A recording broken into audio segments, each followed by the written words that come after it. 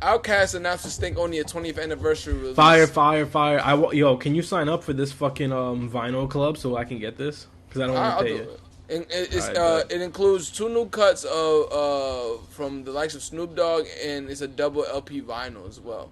Fire. Plus, like the colorway on it, it's like a Oreo, like it Yeah. has black and white on it. Super cool. This How shit much is of these fire. are they gonna put That's out? Because I'm Stankonia. assuming it's gonna be super limited. I don't know how much they're putting out. Where's So, where's the link to the vinyl club shit? I'll send it to you. But basically, you have to be a part of the vinyl club, Yeah. or else that's the only way they're putting out the 20th anniversary version is being a member of this vinyl club. That's just fly though. I love that album. Me and you talked about it the other day. That's one of my favorite Outkast albums of all time. That It's and really good. what's the joint? Is it Speaker Box? I think Oh, and the Love Below, the split one. that one. But no, it's not that one. What is it called? The one where it's both of them in front of the American flag, but it's like in the black tones. That's Stankonia. Is this Stankonia? Yeah, or you're thinking of Idlewild, but it's probably Stankonia. Hold on, let me see. Let me go. It's Stankonia. Yeah. Well, yeah. Then that is definitely my favorite Outkast album. Then. The Stankonia for me, I always think it's the record where the trumpets are on. You know what I'm talking about? You're thinking of Odie Spody. Yeah. Odie Spotty. Oh, Lifted, That's what I'm yeah. thinking of. That when you say Stankonia all the time. Stankonia is definitely my favorite Outkast album. Yeah.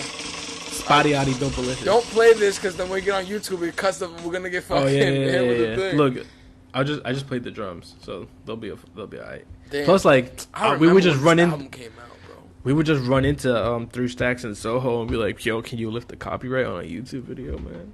Well, all I do is mute it anyway, so you could have played it, but that's just annoying seeing the fucking copyright shit on YouTube. But yeah, Stankonia. At that time when that album came out, my nigga, they was on fire. I remember I think we listened to this album I think it came out. Yeah, so it came out in the fall. I think we listened to that album. We got that album for Christmas, and we listened to that album from Christmas through the whole summer. It came out on Halloween 2000. Yeah, that's crazy. And we listened to that shit because we got it for December for like a Christmas gift, and then we listened to that album for. It had to be for like almost 2 years when we listened to that album. God, everybody gave the album a 5 too. It is really, really, really, really, really, really good. I'm about to make a bold take right here, and not a lot of people will understand what I'm talking about. But on Stankonia, there's a song it's an interlude by Southside called "Cruising in the ATL." Yeah, I know where You know it. about. Yeah. Bedroom pop would not exist without this song. I don't know This what you're song- talking about, so you're gonna have to explain it to me. This song invented a genre. Okay, alright. I don't know what bedroom pop is.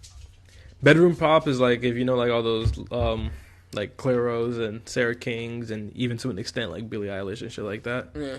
It's like that type of like glittery, glammy, glitzy synth. Like, I don't even think Tyler the Creator would exist without Cruising in the ATL. I don't think Tyler Creator exists without Outkast. True. Without Outkast and Pharrell, I don't think they exist at all. Is this a shit? Yeah. Yeah. A lot of music doesn't exist without that. Just that clip, I can name you 5 artists that don't exist without that album. Without Look, see, that's exactly what I'm talking about. Shout out Southside. Yeah, shout out Southside. That was classic. But if you just think about the fucking hits that are on this record, I'm sorry, Miss Jackson. So fresh and so clean. Bombs Over Baghdad. Bombs Over Baghdad being a hit was so crazy to me. Bombs Over Baghdad at that time was my favorite record of all time, bro. Like that shit, the way that shit comes on, where it's just like 1, 2, 1, 2, like, and then him explaining it later on when he was on that on the shit with. What's the old man name? My fucking brain is fried today. Rick Rubin. When he was explaining that he got that The old man's name. he's old, but Yeah. when he explained that he got that from like I forgot what band it was, but he got it from a rock band of just wanting to switch mix hip hop in with rock in, and then that's where the Bomb Over Baghdad like if you see like the tones that he gets into and the speed of the record. He got that from, like, you know, when they do the mosh pits. Yeah. Yo, even We Love These Hoes is the classic. I'm telling you, to have Miss Jackson, So Fresh and So Clean, and Bombs Over Baghdad all on the same record, and you all have music videos, and these were all singles, that's ridiculous, fam. That's fucking Plus, ridiculous. this album has the very underrated Toilet Tisha. I love toilet tissue. But the thing is, like, I feel like Outkast like fits everyone, to be honest. Like They have something for everybody. That's what I'm saying. They have an infliction just by their Atlanta accent and just like, you know, like they're very pimp man to talk. Where like enough white people will like that shit. Like you just said, toilet tissue. Like a lot of people like when Big Boy does the Daddy Fat Sax, and when fucking Andre Daddy 3000 Fat Sax and Fat Cadillac. Yeah, and then Andre 3000 does the Thank You Very Much shit, and like this album is called Stankonia. It was definitely just a different. It was a South take of like what Snoop was doing in the West Coast, where you just using your own mannerisms, like and then just applying it to like your everyday slang. Like, it really felt like Outkast were in their own world. My point with this, they really were Outkast. Outkast is in their own world now. Nobody sounds like Outkast now. It's just everybody sounds like pieces of Outkast. That's what I'm trying to say about this album. Is just like the fucking like they just combined so much shit into like one thing that it was hard to ever like try and copy them, because it'd be so obvious that you're trying to copy them. Yeah, like the fucking atom bomb that they dropped on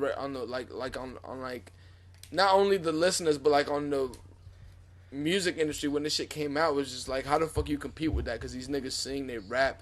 You can't out rap Andre 3000 or Big Boy. They sing and they harmonize better than fucking anybody. So it sounds like you have fucking, at that time you can say like Bone Thugs, Hove, and like you have all that in one. So it's just like, how the fuck do you beat that? It's like a band, but it's only two niggas. It was super crazy. Like, and this is part of like how the work ethic of the Dungeon Family and that whole thing, man, was ridiculous. Like Stankonia is one of my top 5 albums of all time. That's how highly I think about this album. This album is fucking phenomenal, bro. Outkast is my favorite group of all time in general. I don't think nobody beats Outkast, but you can say that Outkast as a group is a duo. But that's how highly I hold Outkast in my world, because I think a lot of people don't exist without Outkast. A lot of creativity in the hip hop industry doesn't exist without Outkast. Everybody was just in the same boat, and then Outkast happened, and Pharrell happened, and it's over. I'm even gonna take it to the next level. I don't think music exists without Outkast. All right, that's too high. That's too high. But then again, Outkast doesn't exist without Tribe, to be honest. Also true.